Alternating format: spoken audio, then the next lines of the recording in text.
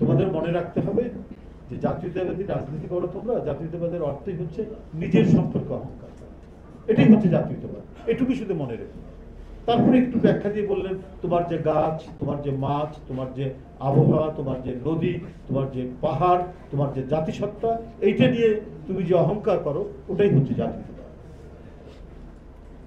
তো সেদিন সেই ভাইস চ্যান্সেলর সাহেবের এই কথাটা খুব সুন্দরভাবে এবং একটা ইউনিভার্সিটির ছাত্র বোঝার মতো করে তিনি কথাটা বলেছিলেন, সেটা আজও আমরা আমি ধারণ করে থাকি।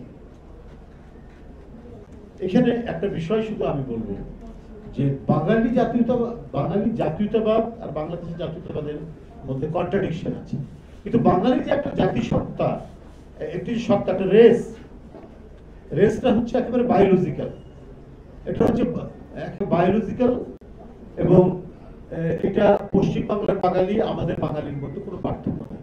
আমরাও ভাত খাই, ওরাও ভাত খায়, আমরা আলু ভর্তা খাই, তারাও আলু ভর্তা খায়, পুঁই শাক দিয়ে চিংড়ি মাছ দিয়ে রান্না করি, তারাও করি।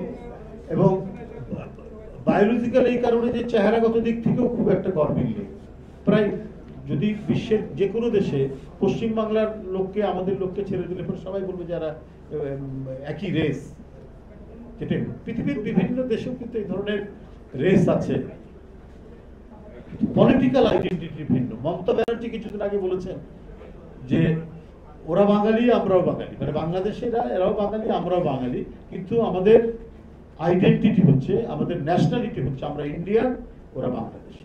শেখ হাসিনা বাঙালি বাঙালি করতে করতে তার মুখে ঘা পেয়ে গেছে, কিন্তু পাসপোর্টে কিন্তু বাংলাদেশিটা লিখতেই হয়েছে, যেটা এত সত্য, এটা এত বাস্তব, আবার পলিটিক্যাল বাউন্ডারিকে এত বেশি চিহ্নিত করে, আবার স্বাধীন সত্তাকে এত বেশি নিশ্চিত করে যে বাংলাদেশি জাতীয়তাবাদের বিরুদ্ধে নানা ধরনের অপপ্রচার দিয়েও শেখ হাসিনা পাসপোর্টের মধ্যে ওটা রেখে দিতে বাধ্য হয়েছে।